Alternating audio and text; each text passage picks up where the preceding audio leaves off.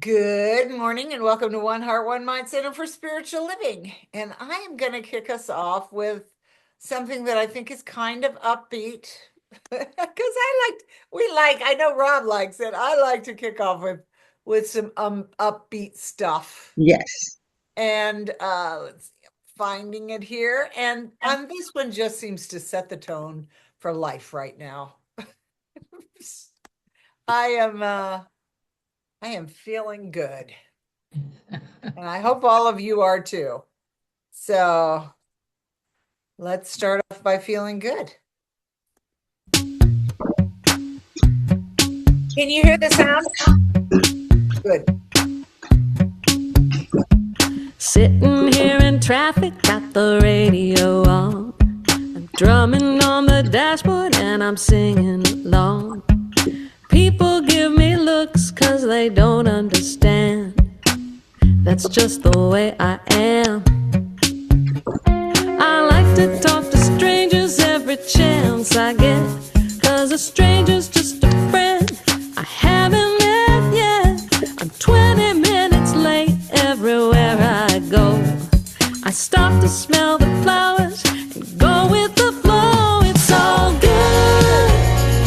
No, I don't need a change. It's all good. I'm finding my own way. It's all good. It's all good. People think I'm crazy 'cause I like myself. The way I am, not trying to be nobody else. They say it's extraordinary, even revolutionary, to be the way I am. 'Cause I'm always looking out through rose-colored lenses. They say it's high time I come to my senses, but I'm not trying to fit in no one else's shoes. I'm happy being me, the way that I choose. It's all good. Don't try to change my mind. It's all good. I see the silver lining. All good.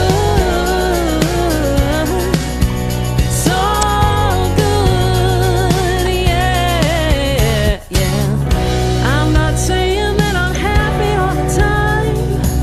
I got my highs, I got my lows, but I'd rather see the glass half full, 'cause it makes for a lighter low. It's all good, yeah. It's all good, yeah. Good. It's all good. It's all good, yeah, yeah, yeah. Good, oh, yeah, yeah. Good. It's all good. It's all good. It's all good. Oh, yeah, yeah. It's all It good. is all good. That song. That's Patricia Bahia. She has some really good ones. So, I see Lisa is unmuted now and is going to share with us some words, and she's going to tell us why she's all blue, I think. Yes. No, well, this topic of living in possibility appealed to me, and I am going to leave it to Reverend Rochelle to explain the whole thing. However, I just had an issue, so I decided I would use the concepts as I understand them to deal with it. So we begin with the fact that I discovered that my um, water heater was leaking, and fortunately it's placed outside, so I could see that it was pouring out onto the stoop. And I called management, and they sent Morrow, and Morrow came and examined it and said that he could deal with it at 9 o'clock in the morning, because then he had a 10 o'clock. So he did. He fixed it. And I went on with my day, and I was doing a lot of different things. And so I had not taking care of the dishes in the sink, and some laundry and some other things. And so at 5 o'clock, I went to wash the dishes. First of all, very little water came out of the hot side, and I had no hot water. And so and it's like I'm thinking, oh, I thought about the stuff that I needed to do. And then I also thought about the fact, oh my God, I have platform tomorrow and my hair is a mess. How am I going to wash my hair? It's like I got into all that kind of stuff. And so then I quieted myself and I went into treatment. And so I wrote it down that I had treated to that by 9 o'clock this morning, I would have hot water.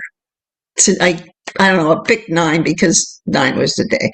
So at any rate, that was one thing. But then I began thinking about the whole quantum physics idea, and that all of the possibilities are out there in the universe. And so what else? How else might I get it? And so, I thought, well, magic. It just will pop back on. It just of its own accord will fix itself, and then I went through a whole variety of things and found the reasons why that wouldn't work, and then would fight back against it and say, but wait, I'm just doing possibilities, etc., etc. I could call my grandnephew, who is a plumber, but the corporation wouldn't like that, and so anyway, I was slowly getting ideas, and then kind of calming down. And finally, then I thought about Neville Goddard. And he said, use your imagination. And so that is kind of what I did. And so it's like I imagined myself as the church lady. That church lady, it's usually, I think of it as someone from the South, from a black church, who wears a hat and is very fancy on Sunday, and her faith is unshakable. And so that's who I became. That's who I became last night, and I slept quite well. And, obviously this morning I checked and I didn't see anything. But then for whatever reason, and I honestly did not remember my treatment, but for whatever reason, just after 9 o'clock, I decided to try it. And lo and behold, it was working. And so I rushed outside and was able to thank him, because, I had called him at 5 o'clock at night, and this is a man who works very, very hard all day long.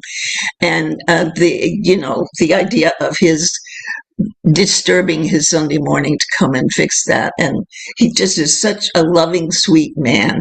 I thought love went one out. And so at any rate, that is why I am the church lady today. And so from that perspective, we could go into prayer. If we just kind of take a breath and join together in the joy of the day. I just am so grateful. I'm so grateful for everything, but I'm so grateful for being able to be continually learning about the principles and being able to find a way to live more joyously within them. And so I am knowing for each and every person here that we all have many possibilities for anything that is happening in our life that is not as we wish it to be. And that there is a loving power that Greg Braden calls it the divine matrix that surrounds us and enfolds us, and that we're all safe and loved within the arms of this energy field that is only love and is filled with everything that delights and pleases us. And so I know that each and every one of us is blessed, and each and every one of us is happily connected to people who love and care for them and who they love and care for. And so I'm so grateful we have the opportunity today to hear from Reverend Michelle the words that are coming to her from Spirit that she is guided to share with us today. And we're so blessed to be able to be together, to have one heart, one mind, and to be able to know the teachings of Ernest Holmes that have enriched and enlivened all of us. And so I release my word with great gratitude, and we can release it together by saying, and so it is.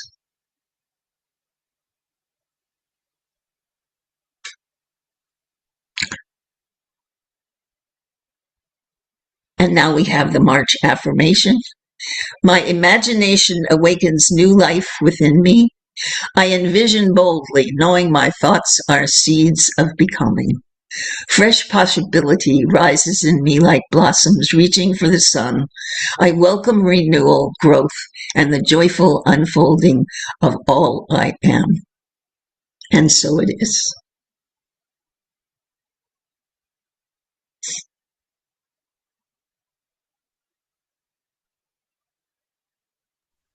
I'm still muted.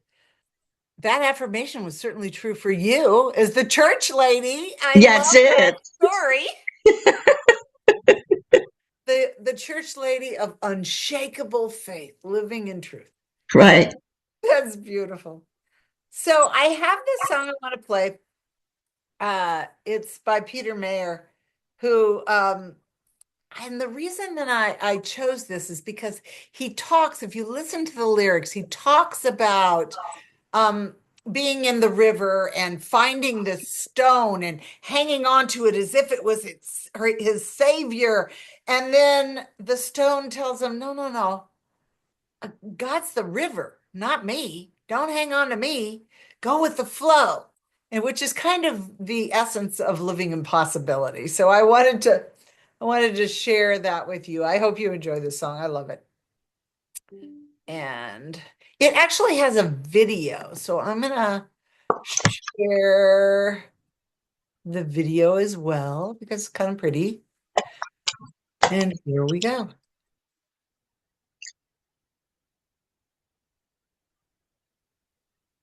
Might help if I actually push play.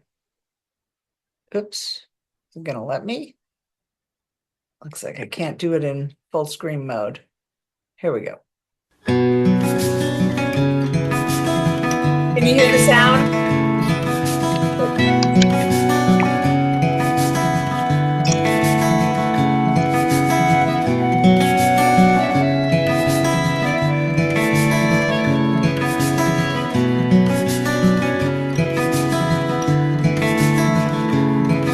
In the ever-shifting waters of the river of this life, I was swimming, seeking comfort. I was wrestling ways to find a boulder I could cling to, a stone to hold me fast, where I let the fretful waters of this river round me pass. And so I found an anchor, a blessed resting place, a trusty rock I called my Savior. There I would be safe from the river and its dangers, and I proclaimed my rock divine, and I prayed to it protect me, and the rock replied, God is a river, not just a stone. God is a wild raging rapids and a slow meandering flow. God is a deep and narrow passage, a peaceful sandy shore. God is a river swimmer, so let go.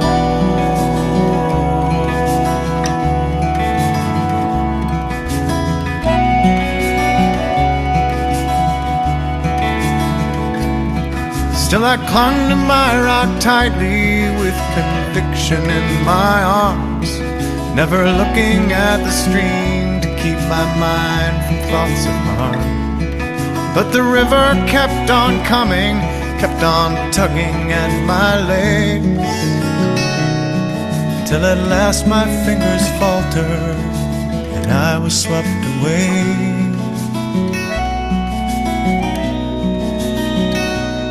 So I'm going with the flow now, these relentless twists and bends, acclimating to the motion and a sense of being led. And this river is like my body now, it carries me along through the ever-changing scenes and by the rocks that sing this song. God is a river, not just a stone. God is a wild raging rapids and slow meandering flow. God is a deep and narrow passage and a peaceful sandy shore. God is a river swimmer, so let go. God is the river swimmer. Oops. Do you want to know where to Here. invest $1,000 right now? My bad. I was trying to catch it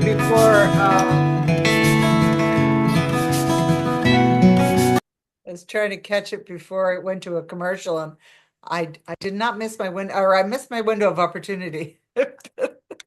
Anyway, I love that song. Let go.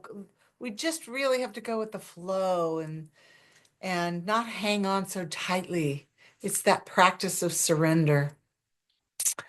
Oh, well, like always, I want to say good morning to everybody in our beautiful Center for Spiritual Living. And as always, whether you're here in real time or you're joining us on the replay, please know that all of us in our community are in this shared field of love and peace and wholeness.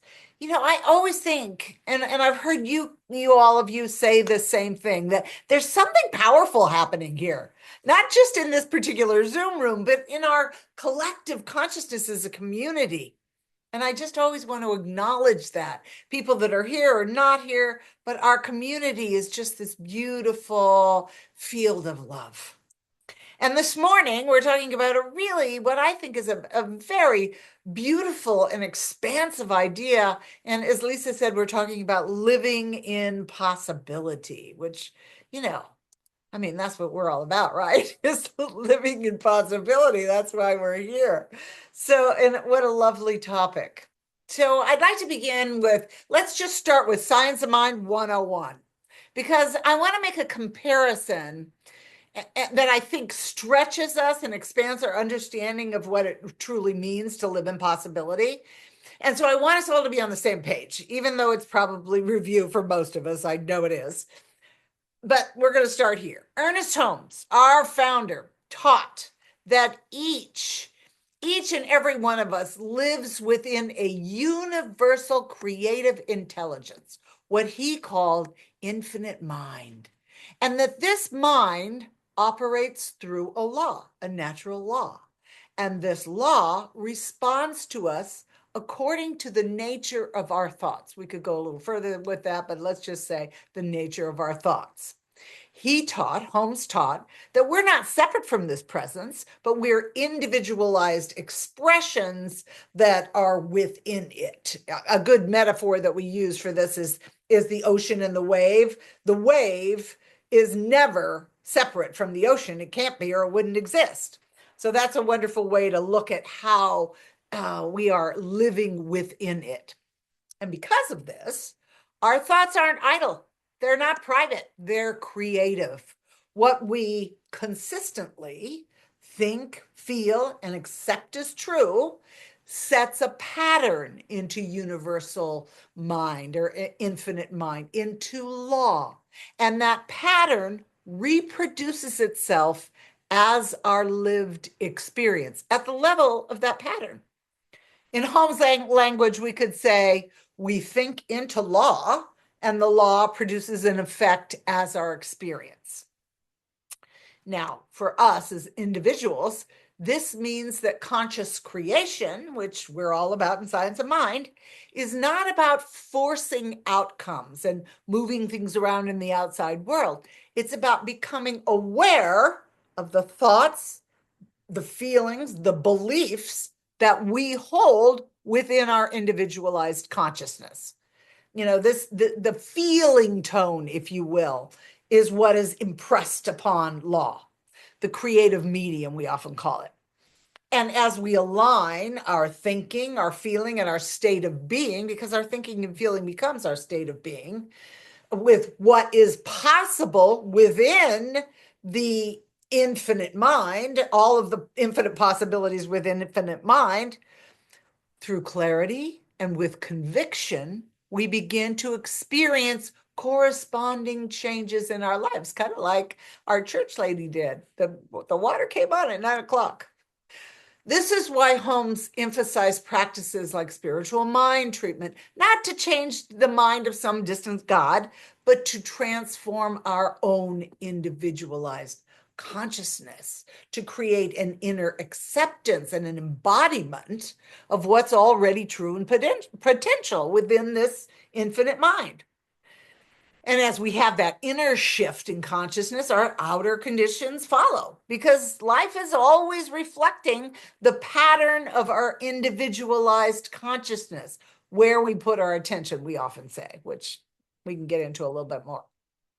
And here's where I'd like to make a comparison to the world of science, because I think it buoys our understanding when science begins to reveal the same creative pattern that ancient wisdom and metaphysics has been teaching for millennia.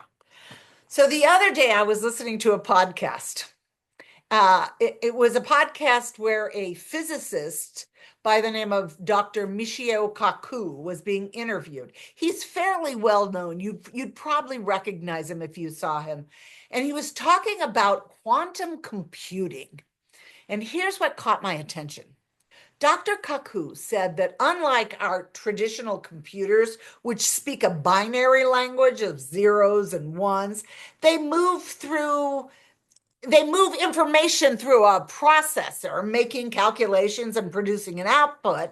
And even though this happens incredibly fast, it's still happening in a kind of sequence, one path at a time.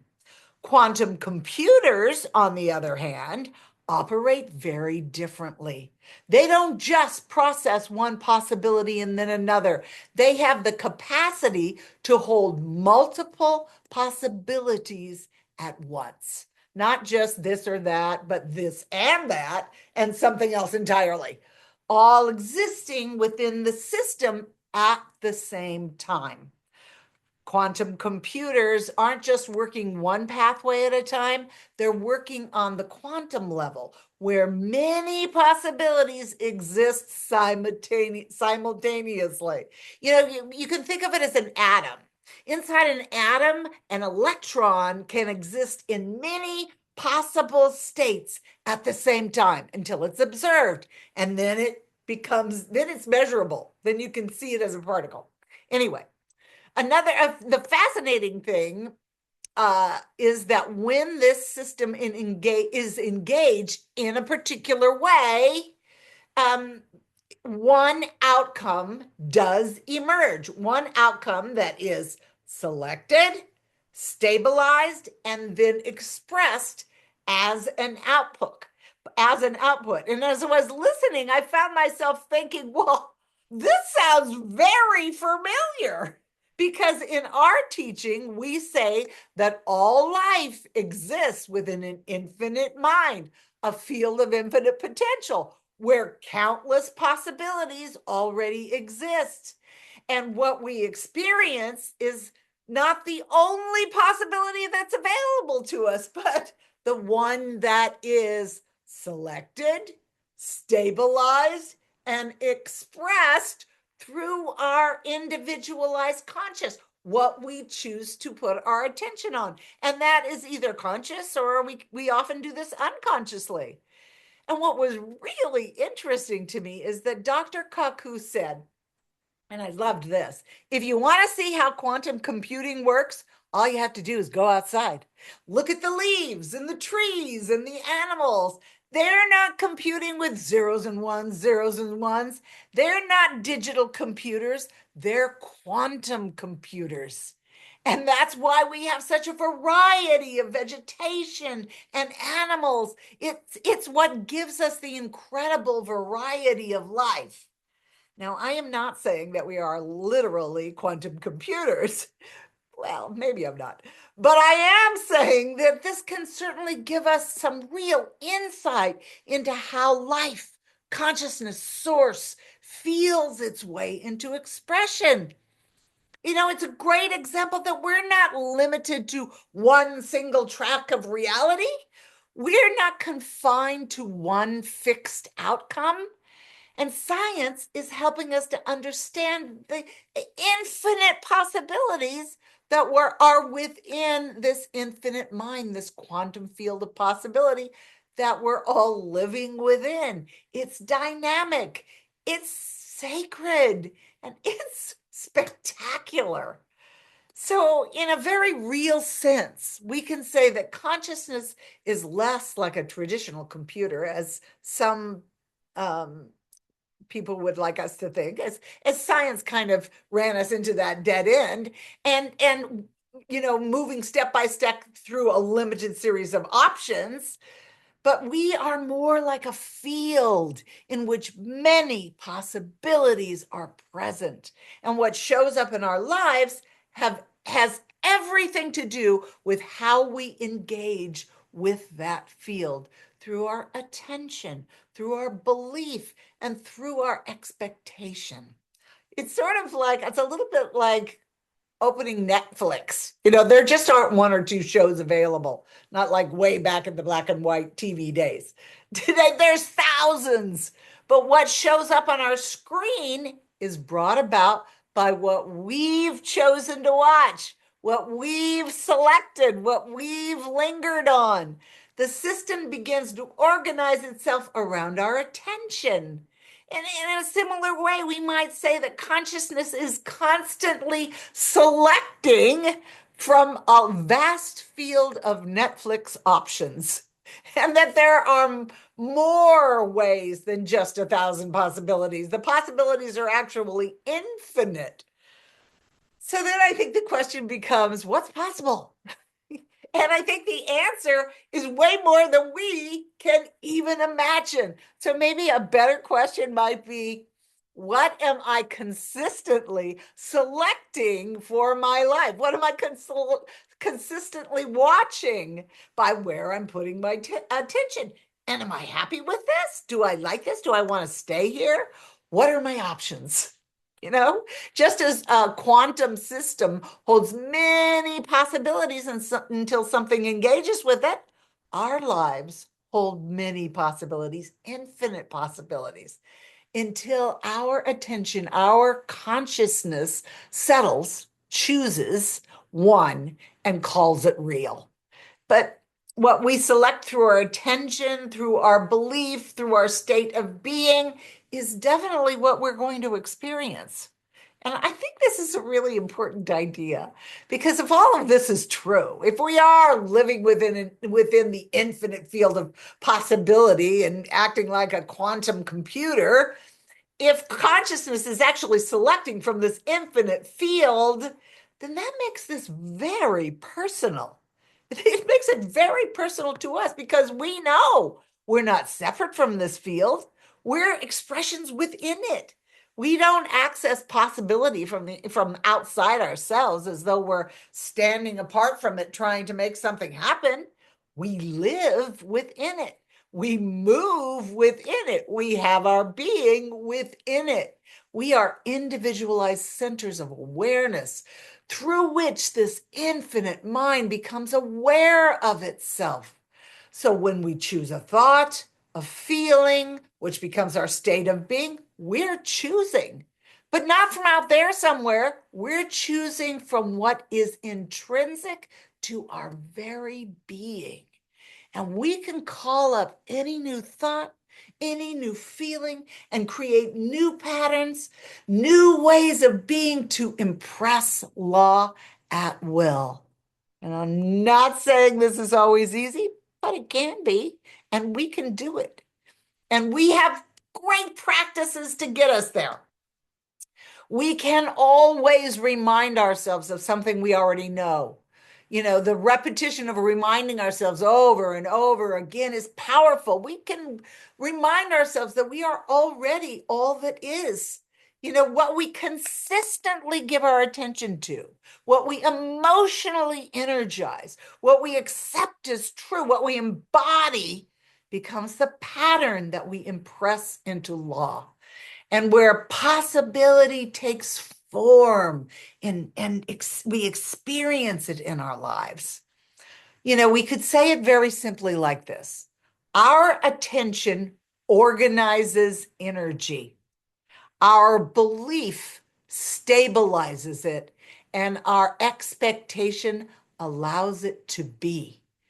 It's a little bit like, if we're looking for analogies or metaphors, it's a little bit like taking a highlighter to a page. The whole page is filled with words. Every possibility is there, but we illuminate certain lines, and over time, those lines begin to define the meaning we take from the whole.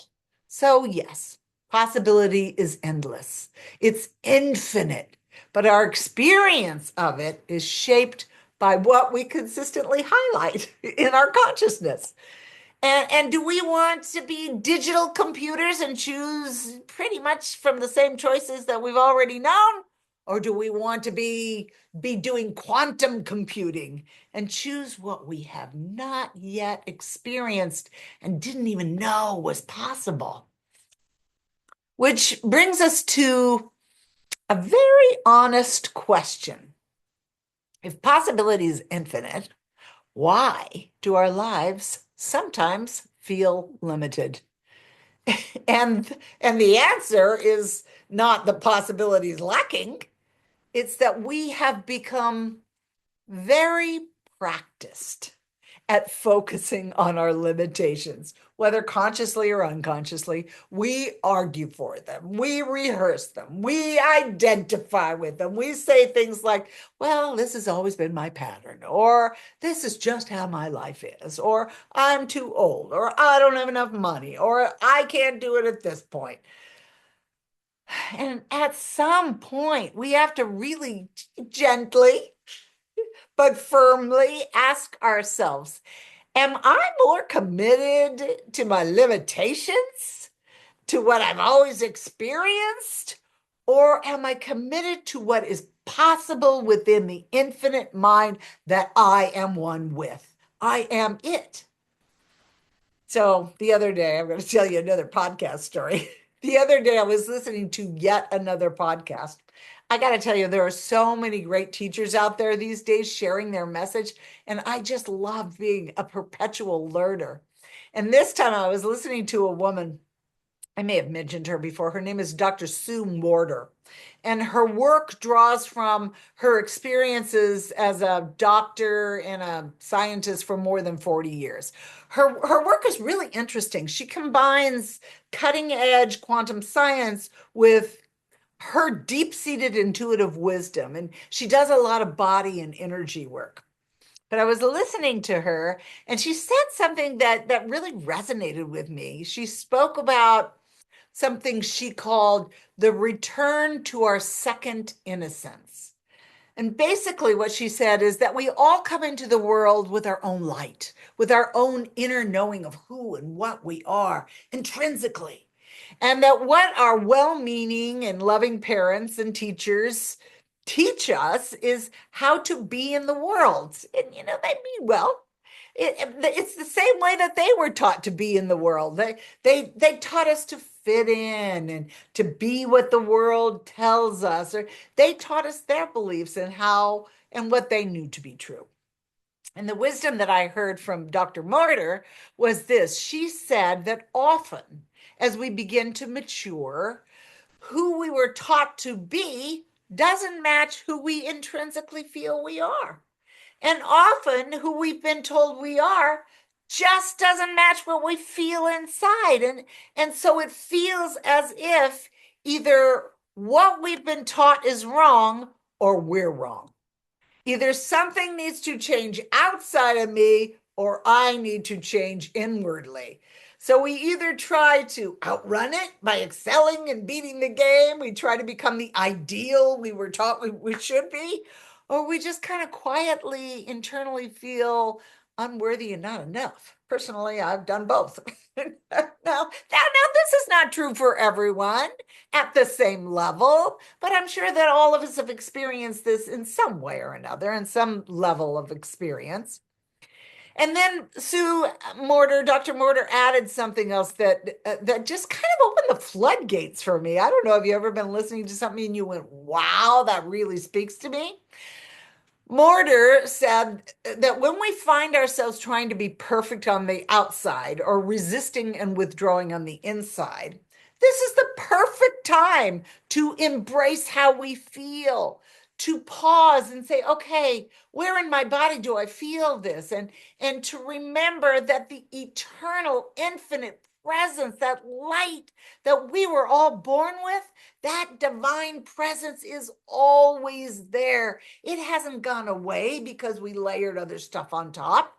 And it's never too late to allow this presence to flow through us past all our repetitive beliefs and anything that we've come to think of ourselves, and to truly get to know ourselves as this individualized source of divine energy itself, which is much more powerful and beautiful and joyful than any of the ways in which we've tried to fix anything we've mistakenly believed is wrong with us.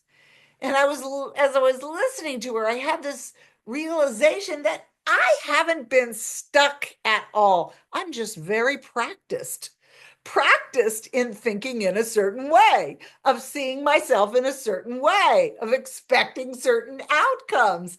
And as I was listening to her, I had this sudden rush of energy that knew I'm already perfect. I have always been perfect, and the God within me knows itself through this perfection, and it's expressing uniquely as Michelle or Gisela or Claire, Renata or Lissa or Rob or any one of us, all of us. And it became very clear to me that living in the quantum realm of possibility isn't about changing into something or something else. It's about becoming available to who we already are. And this is where the deep spiritual practice of surrender can be so useful. Surrender as giving over, like that song that I played for you about going with the river of letting it let be us, releasing our tight grip on our old identities, our old stories, our old ways of seeing ourselves, so that something greater, something not fully known yet, can begin to move through us. Neville Goddard called this he said that availability is power surrendered to law. I love that. What that means is that when we become inwardly available, when we stop forcing, when we loosen our attachment to the way it has always been or the way we think it should be, we're not becoming passive, we're becoming receptive. We're opening. It's a bit like opening your hand. As long as it's clenched, you can't get anything in it. Nothing can be placed in it. But the moment it opens, there's space, there's flow, there's possibility. It means we begin to walk through life not asking what's most likely to happen, but asking what's possible here. What's possible feels so good. It feels more like curiosity instead of certainty. It feels open rather than defending ourselves against possible negative outcomes. It's visionary rather than just receptive. or repetitive. And like all insightful spiritual revelations, we have to ask ourselves, how can I live this practically every day? It reminds me of what's his name? Howard Thurman said, keep fresh before me the moments of my high resolve. How do we live this practically and keep fresh before us the moments of our high resolve? Well, there's many, many things we could do, and we could talk about this probably for another hour. But, at the beginning of the day or in a quiet moment, we can stop and say, what is trying to emerge in my life right now? Not to be forced, not to be fixed, but to allow what is seeking expression through me. Or when we notice a limiting belief come up, we might say, okay, I release my need to be this version of myself. No struggle, no judgment, just kind of a soft, I don't know, loosening. And maybe allow ourselves to feel, not just think about, but to feel kind of an all readiness. That reminds me very much of Goddard, living in the end. Feel the all readiness of the thing that we want, because it's already within us. Let it be real in consciousness so that it becomes real in experience. At every moment, whether we realize it or not, we're participating. It is what is being selected and what is being stabilized and what is being expressed, just like a quantum computer. So maybe this week we could just be a little bit more aware of what we're choosing with our attention, and know that we're not here to repeat the past. We're here to participate in the revelation and the newness. Something new wants to be born through us. And the moment we become willing, the moment that we loosen our grip, that's when it all starts to happen. That's when it all really kicks in. We can be that thing that we have not yet chosen simply by turning our attention. So let's do more than just live our lives or manage our circumstances. Let's not repeat the familiar patterns that we know all too well. Let's live. Oh, I love this idea. Let's live as though possibility is real, as though it's present, and as though it's already within us, because it is, and we can. Oh, and so it is. So let's take a breath. Let's just take a breath and swim in the possibility. I do want to mention that Sue Martyr has these wonderful, I told you she does a lot of energy work in the body, and she does a lot of these exercises that are all about breathing, and they're fabulous. If you want to look her up, I suggest you do, because they really do kind of open up that energy that may be stuck or not moved in a while. Anyway, just thought I'd mention that. So let us take a breath. Move into that space of Godness that is always within us, that we are one with. And within this infinite field of possibility, even if we don't know exactly what will be the best for us or what will make us joyously happy, we know how we want to feel. We can go there. I want to feel joyous. I want to feel expanded. I want to feel connected. I am that now because it already is within me. And let this impress law, this joyous beingness within me. And law has no choice. It will mechanistically, mechanically, mathematically, however you want to put it, bring it about. That's what it does. So I just say thank you. I thank you for this time together, this incredible group that we are, knowing that as we sit in this connection of love and peace and joy, we express it out into the greater community, and it just expands and expands and expands. So we rest in this. knowing all as well. It's all good, like Patricia Bahia told us. It's all good. And we say together, and so it is. It's all good. All right, my friends. I got a little carried away today. I was feeling the talk. But it's really, I think it's really fun when you have the opportunity to really reflect on what is it I really believe and what is it I really want to channel through the divine presence that knows itself as Michelle. So, Rob, are you doing the okay? Well, Yes, indeed. we'll go right there. So As here, in, I'm don't going to go share there, the only ways we're to going give. there. In case anybody doesn't know, here are our ways to give. Yeah, and we all know that, but there it is. Wanted to say thank you to everyone for the same reason we couldn't create One Heart, One Mind with just our own participation. We need everybody's there, and that's what makes it good. And we can't do it with our own financial contributions by ourselves. We couldn't create One Heart, One Mind, but together with our financial contributions, we can do that too. So thank you all, one and all, for what you're giving to us. And there's also a There is. coming up. There's And a sacred giving here. affirmation of some kind. And there we go. Almost coming. And voila. I give with a grateful heart, knowing that spirit is the source and substance of all supply. I joyfully participate in the circulation of abundance. My offering blesses the world and returns to me multiplied. I am grateful and I am prosperous, and so it is. So it is. Thanks, Rob. I'll come back to you.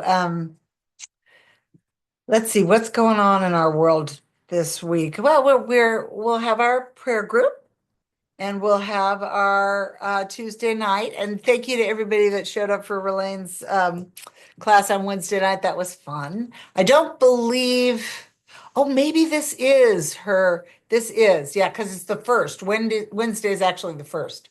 So Relane will have her Wednesday morning prayer group on Wednesday. And then on Easter, we're gonna be at home.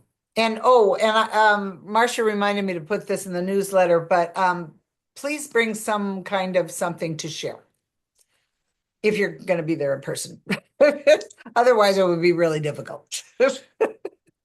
Let's see. I think that's about it. I think that's pretty much all we have for that. And Rob, I'm gonna ask you to do the benediction. I will do that.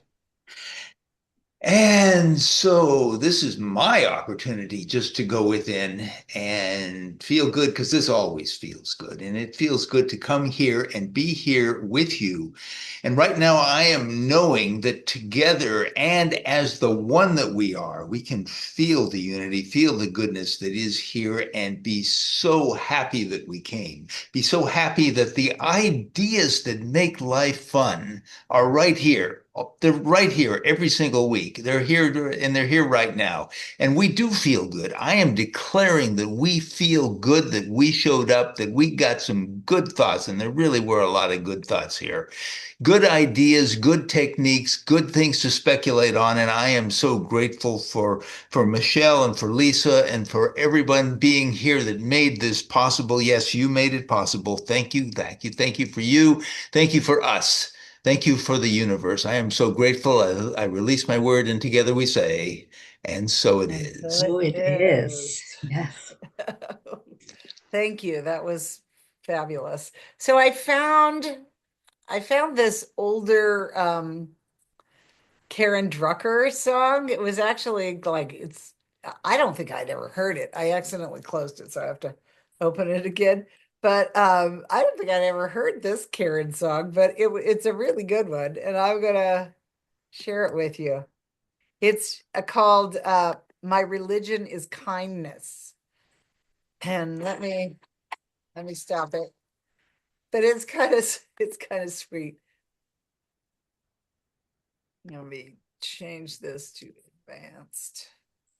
I'm just going to play the sound because it's not a video or anything. So, but it's kind of a fun song. My religion is kindness, my church is nature, my God is a feeling that lives deep inside. My job is to be conscious, my path is forgiveness, my religion is kindness, and I practice it every day. Everyone has a story, everyone has pain. When we strip away our masks, we find that we're really all the same. It's those little things we say and do that can mean so much.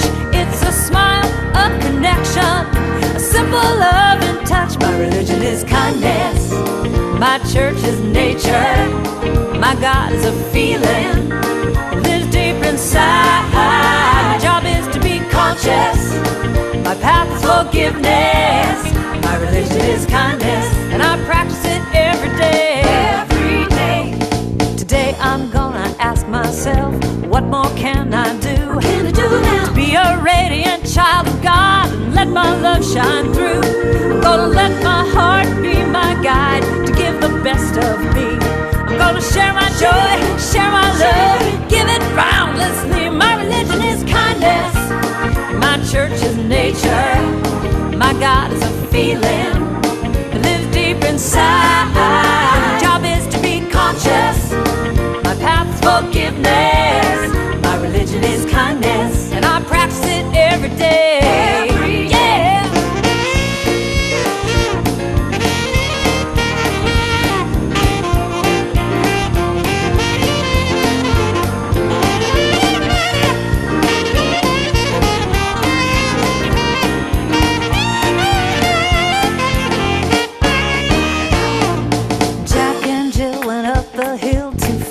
Pail of water. Then Jack fell down and broke his crown, and Jill came running after. She said, Jack, tell me, what can I do to help ease your mind? He said, hold my hand and just be kind, and I know I'll be fine. My religion is kindness, my church is nature, my God is a feeling, lives deep inside. My job is to be conscious, my path is forgiveness. My religion is kindness, and I practice it every day. My religion is kindness, my church is nature, my God is a feeling that lives deep inside. My job is to be conscious, my path is forgiveness. My religion is kindness, and I practice it every day. Every day. My religion is kindness, and I practice it every day. Every day. My religion is kindness, and I'm gonna practice it every day.